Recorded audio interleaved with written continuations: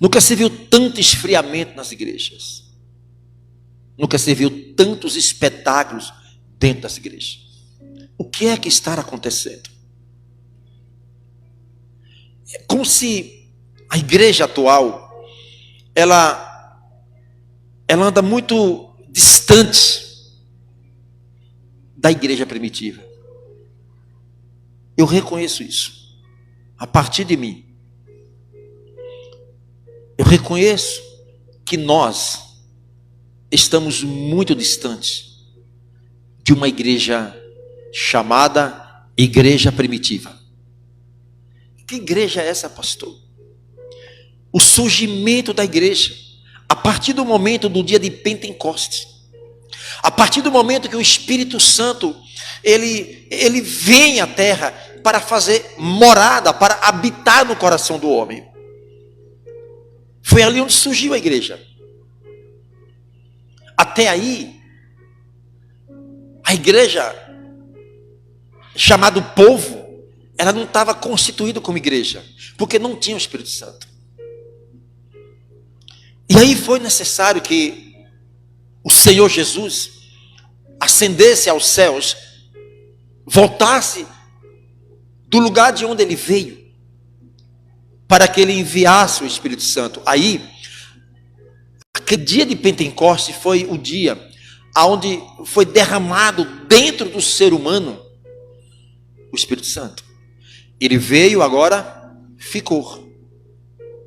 O Espírito Santo, ele está aqui na terra, dentro de nós. Então, surge aquela igreja fervorosa, comprometida com o Evangelho. Essa é a realidade. Era uma igreja diferente, por quê? Porque era uma igreja 100% comprometida com a palavra de Deus. A palavra diz em Atos que era o coração de todos. Não havia necessitado naquela igreja. Porque eles chegavam, amada igreja, vender as suas propriedades, repartir com aquele que não tinha. Não, pense. Aqueles que tinham uma condição e viam o seu irmão que sem condição, ele repartia até os seus bens materiais, digamos, até o seu dinheiro com quem não tinha. Por isso que era o coração de todos. Era verdade uma igreja genuína.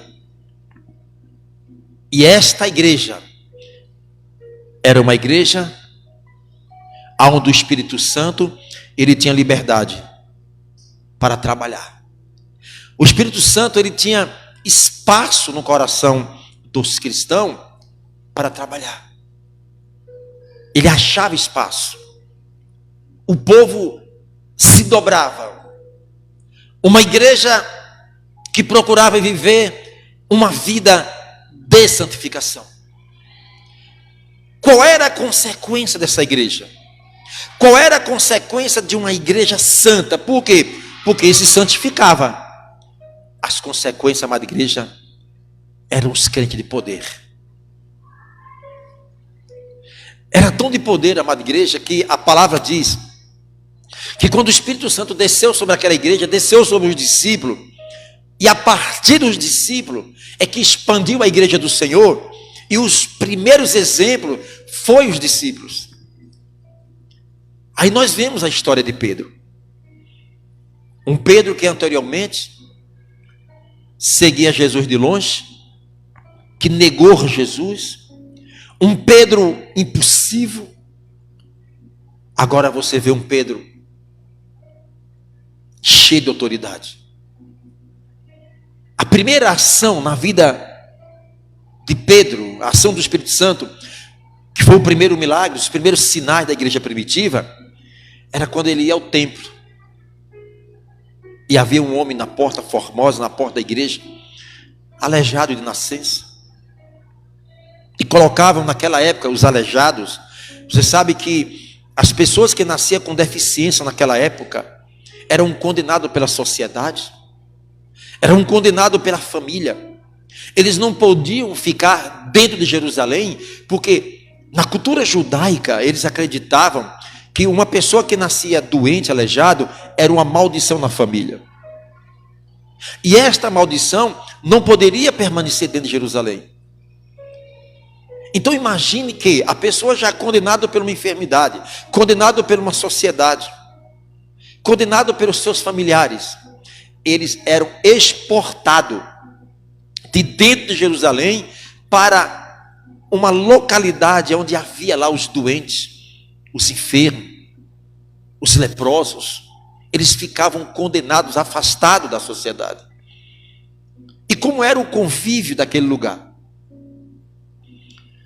Alguns deficientes, eles recebiam uma autorização do governo para adentrar a cidade. Para quê? Para pedir esmola. E eles recebiam uma placa, pendurava no pescoço, e aquela placa bem visível, dizendo o tipo de enfermidade: leprosos, cego, aleijado, para sua própria vergonha. E eles tinham horário de estar lá dentro de Jerusalém. Eles iam de manhã e à tarde eles voltavam com aquele recurso que eles ganharam de esmola, comprava mantimentos, e os próprios deficientes, a amada igreja, que tinha esse salvo-conduto, ia dar comida aos que estavam lá com fome. Porque naquela época não tinha um governo para dar uma aposentadoria, não tinha Auxílio Brasil. E colocar aquele homem na porta da igreja, um lugar bem estratégico, onde tinha um movimento maior de pessoas entrando no templo. E foi nesse exato momento que Pedro e João, não foi isso? Quando eles iam se aproximando da igreja, imagine que aquele deficiente olha para Pedro e João. Esse cabra tem dinheiro, hoje vou ganhar o meu dia. E quando Pedro ia passando, imagine que aquele homem, ele olha com um olhar de pedir, ou estende as mãos, e Pedro diz o seguinte para ele: eu não tenho nem ouro e nem prata. Pedro estava quebrado pela cepa.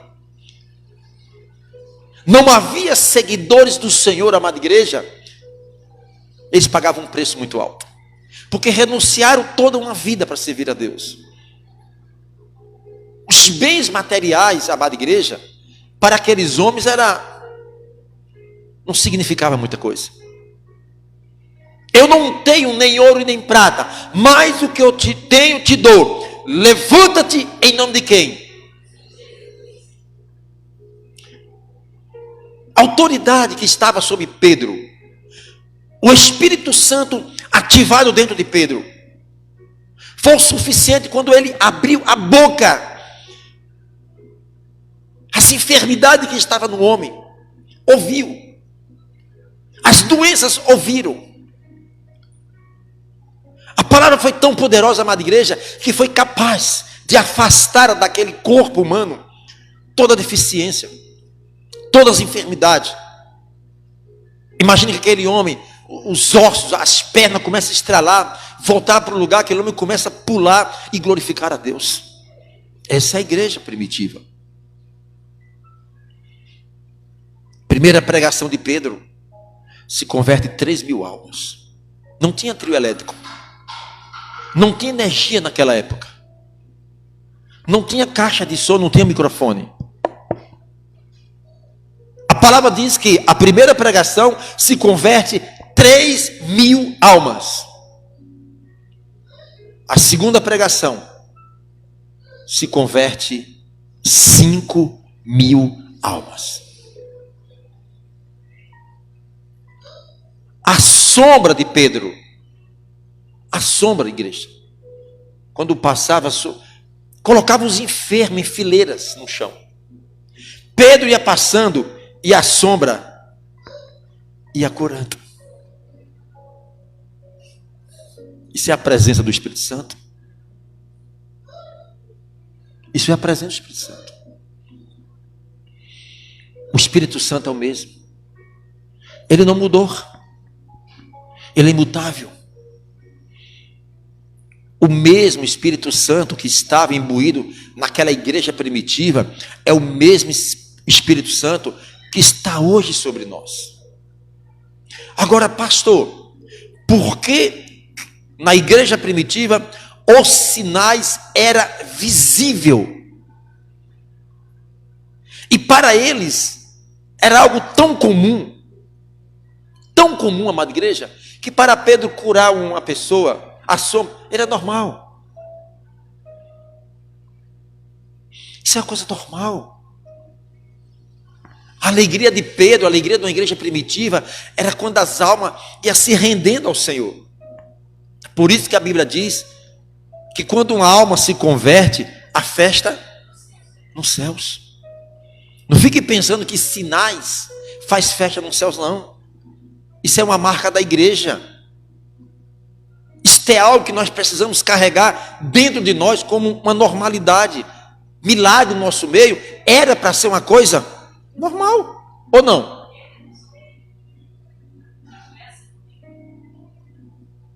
Milagre no nosso meio, sinais no nosso meio, era para ser uma coisa normal. Não ia te abalar nada isso. Porque você está familiarizado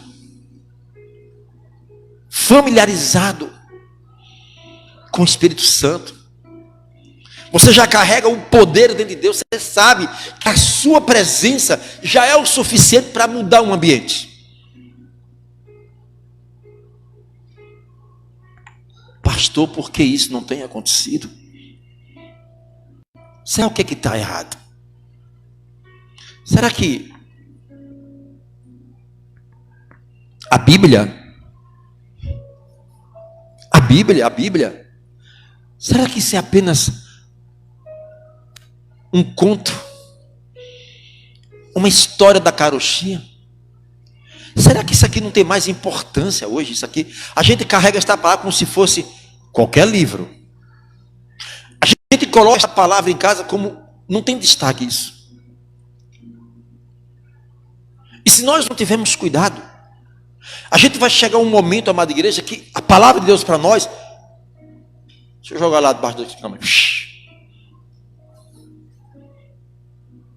Olha o grau de comprometimento que nós temos com a palavra de Deus. Olha o grau de reverência que nós temos com a palavra de Deus. Olha o conhecimento que nós temos com a palavra de Deus. Pergunta-se a determinados cristãos, diga um versículo. Eu não sei. Mas diga só um versículo. Eu não lembro. E muitas vezes tem 10, 20 anos na igreja. Carrega um livro e não conhece. Carrega uma arma e não sabe usar. Essa é a realidade. Esta é a única arma que nós podemos destruir as fortalezas de Satanás. É com este livro que as estruturas do inferno, das trevas, não suportam. Temos uma arma e não sabemos usar esta arma. O que é que está acontecendo? Porque as igrejas, porque eu bato nessa tecla, e começando por mim, igreja, será que isso não dói na nossa consciência? Será que isso não dói na nossa alma? O que é que nós temos contribuído para o crescimento do reino dos céus? O que é que nós temos feito? Qual a tua experiência com a palavra de Deus? O que é que está acontecendo? É preocupante, irmão. Nós estamos fadados, igreja, apenas com a nomenclatura de servo de Deus, de crentes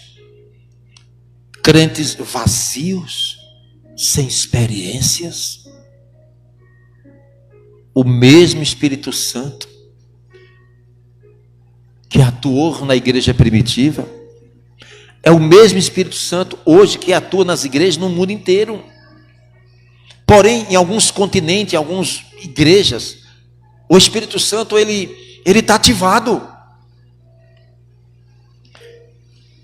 E na maioria das igrejas, o Espírito Santo está desativado. A gente só fala e nada acontece. Só prega e nada acontece.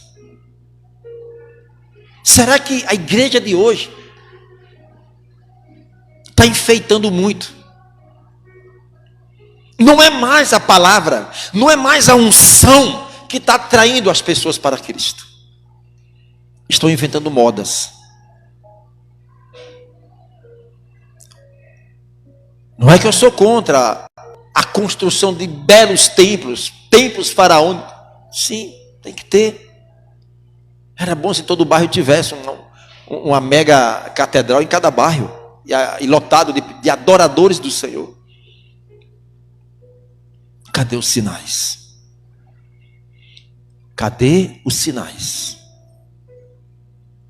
Estão aonde? Não existe mais? Tiraram da Bíblia isso? Arrancaram?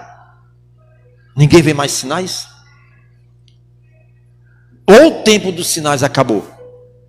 Acabou o tempo dos sinais? Se não acabou, e por que não vemos mais?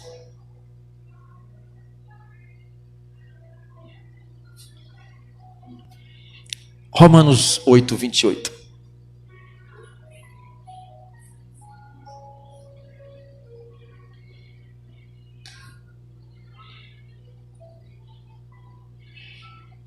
A gente prepara uma mensagem e de repente não é nada daquilo que a gente prepara.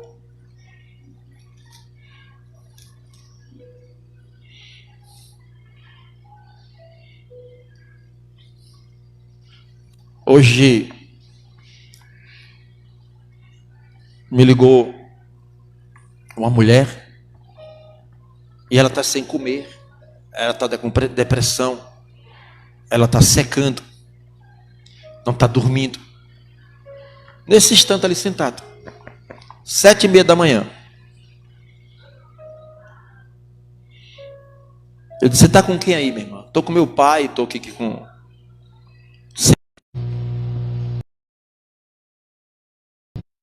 Tirando o apetite da mulher. Vai para o médico vai passar uma bateria de exames. Tem que ir para o médico? Sim, nós precisamos ir aos médicos. Gasta o que não tem e não vai resolver. Por que não vai resolver, pastor? Porque todo problema de ordem espiritual, remédio não resolve. Porque se o problema é espiritual, o problema está na alma. Remédio é físico. Você toma um xarope líquido, não é isso? É físico ou não é? Um comprimido é físico ou espiritual? Ok. E quando a pessoa ingere um comprimido, toma água, não é isso? Ou seja, líquido, um xarope, o que vai acontecer com as substâncias químicas daquele remédio? Vai cair na corrente sanguínea. Da corrente sanguínea vai transportar lá para os ossos, para os nervos, para a qual ela foi feita. Depois disso, vai sair no suor, na urina, nas fezes, né? Mas o remédio é físico. O remédio chegou no físico. O remédio não chegou na alma, porque é espiritual. O problema espiritual começa a se agravar cada dia mais e os problemas começam a aumentar cada dia mais. Cada dia mais a intensidade de ir ao médico aumenta. As dosagens de remédios também começam a aumentar. E não vai resolver. As pessoas acabam sendo escravizadas, viciadas nesses remédios, principalmente psicotrópicos. E está a mulher secando sem comer, alguns dias. Então vamos lá. Olhe, quando ela conversa comigo, o Espírito Santo já tinha me mostrado, já tinha, sabe, revelado meu coração. Isso é um demônio que está aí. Fecha os olhos, passa o telefone para o seu pai aí. Foi bater, já caiu logo o espírito maldito, que arrancar o cabelo da cabeça. Não segura não, deixa aí. A ação do Espírito Santo, amada igreja, age, não é pela questão física nossa, age pela palavra. Eu estou aqui, a pessoa está em outro estado ou em outro país. E por que os demônios vão obedecer lá? Eu não estou lá. Por quê? O que sai da tua boca, ela vem do Espírito. E o teu Espírito está ligado ao Espírito Santo na palavra. Espírito humano, palavra, Espírito Santo. O Espírito Santo ativa a palavra e o Espírito Santo dá ação, o poder da palavra. Está vendo aí como é que as coisas acontecem?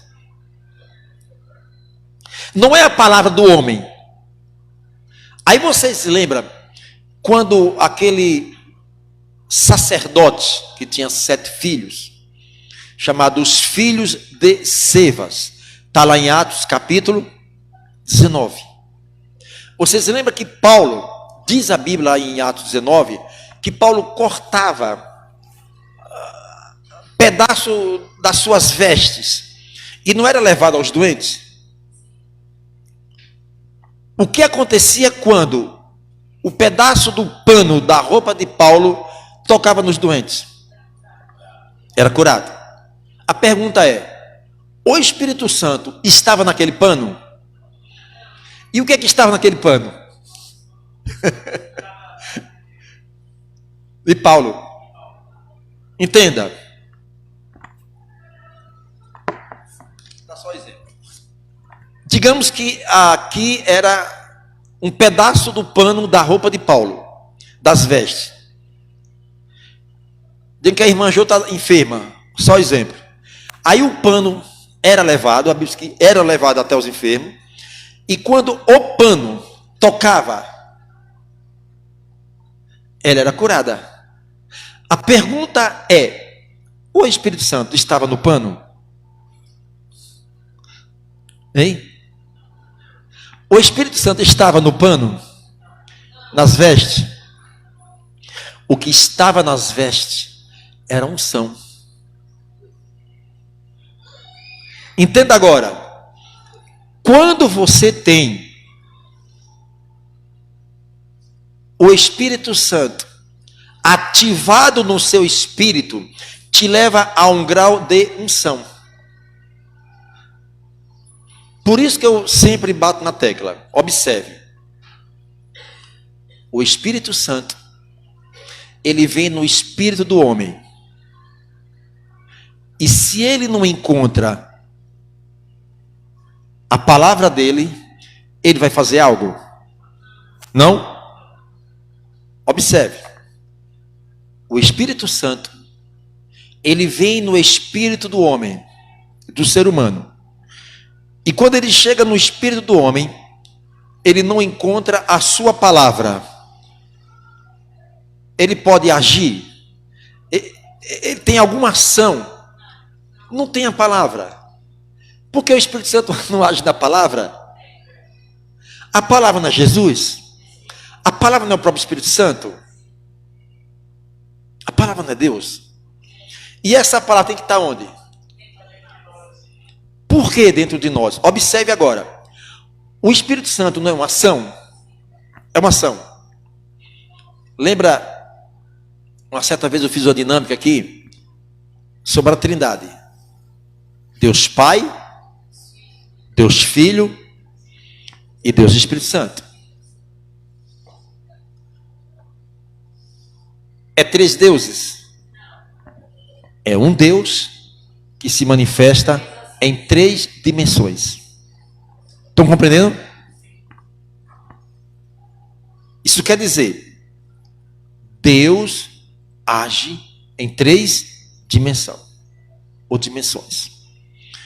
Então vamos lá. Deus Pai, ele age na dimensão como criador de todas as coisas.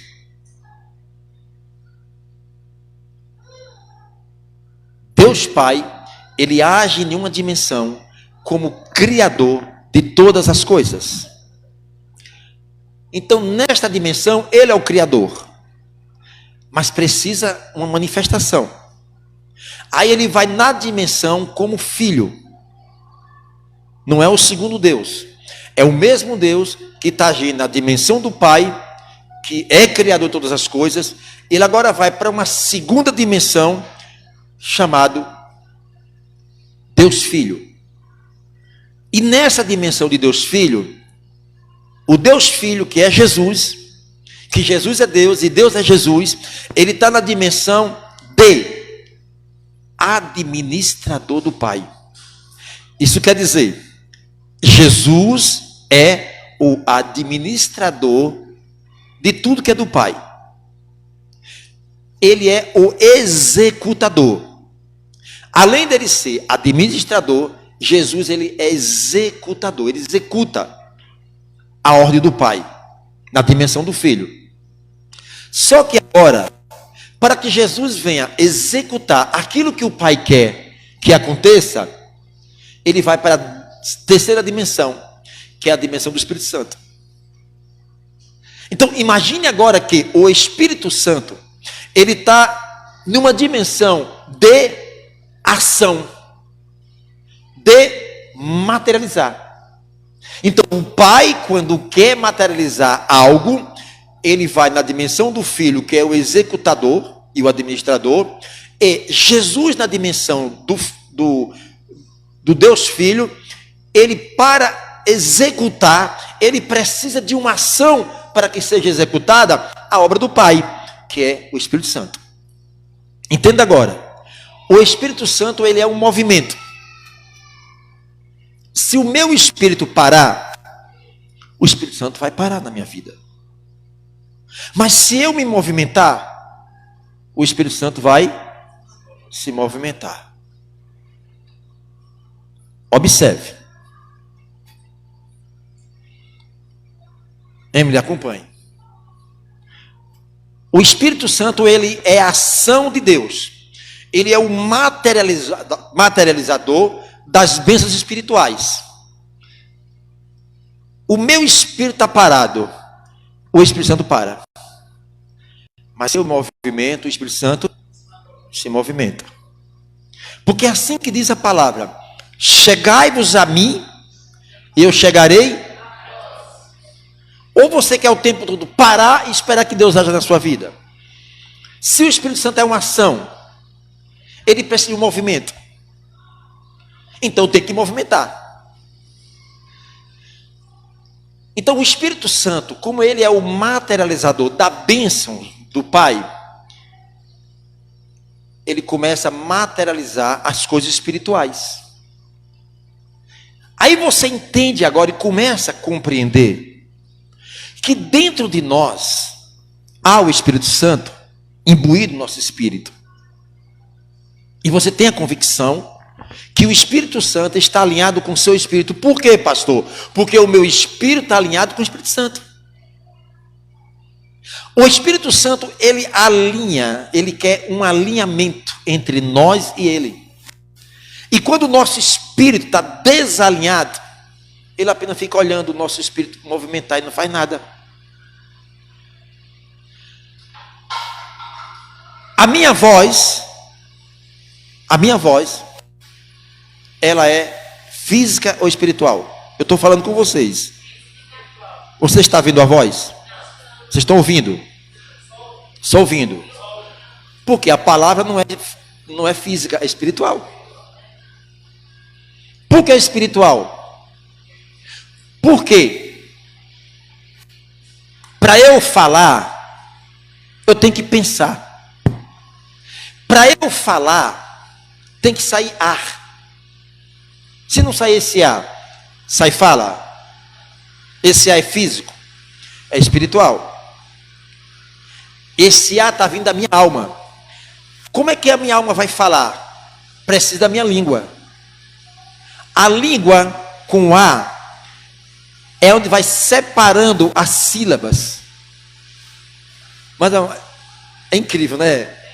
Deus é... Se não tiver A, não sai voz. E para sair a voz tem que ter a língua. Que a língua é quem vai dar.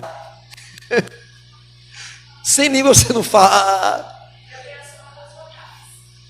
Porque é uma consonância entre cordas vocais e língua. Então, o que eu falo, o que você fala, é espiritual. Olha a ignorância agora. Se eu não tiver conhecimento que o que eu falo é espiritual, eu estou perdendo para mim mesmo. Entenda uma coisa. Tudo que eu falo é espiritual. E vai a minha palavra no mundo espiritual. Tudo que sai da minha boca é a palavra. E a palavra tem uma conotação, ela tem uma expressão, ela tem uma força no campo espiritual.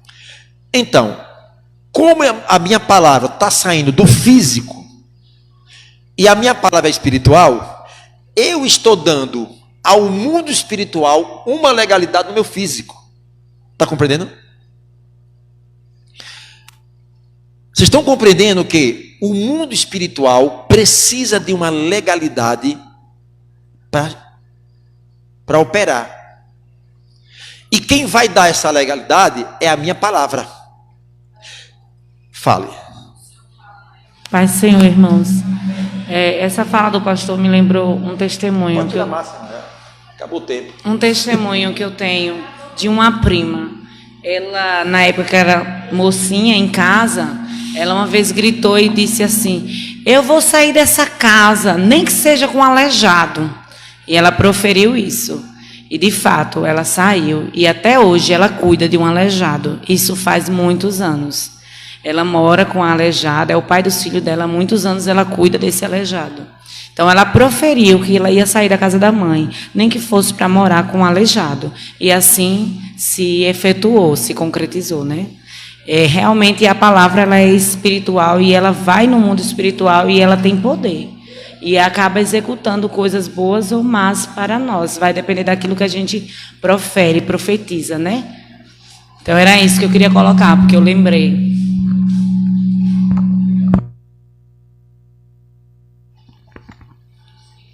Vocês estão compreendendo, igreja? Eu estou bem lentamente, sendo repetitivo, para que vocês tenham uma compreensão dentro da palavra, que a palavra é espiritual. O mundo físico dá legalidade ao espiritual. Isso quer dizer, eu tenho a chave para abrir e dar legalidade o mundo espiritual na minha vida. Essa chave está dentro de nós. Lá fora, ninguém carrega essa chave. Está dentro de você. Você e nós somos responsáveis se vamos abrir a porta para o mundo espiritual ou vamos fechar. O mundo espiritual está aguardando uma legalidade para operar no físico.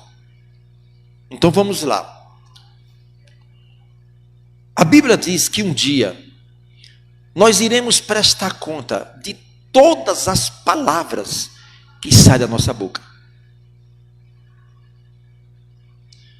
A Bíblia fala que um dia nós iremos prestar conta de todas as palavras que saem da nossa boca.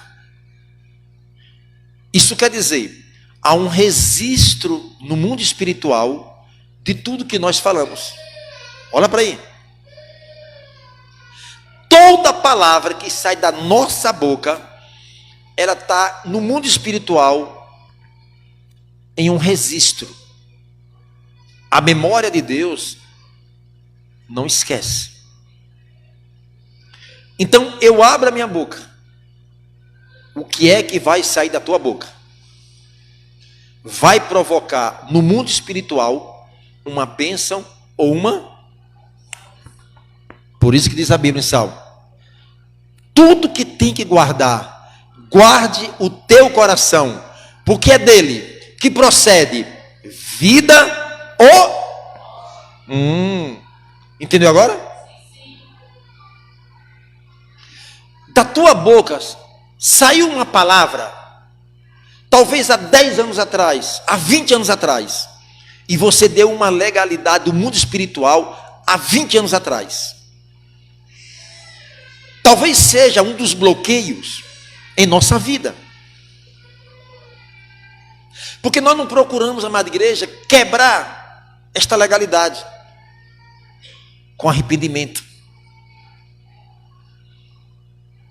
Por isso que precisamos fazer uma faxina na nossa vida, confessar a Deus. O Espírito Santo, ele nos convence de tudo.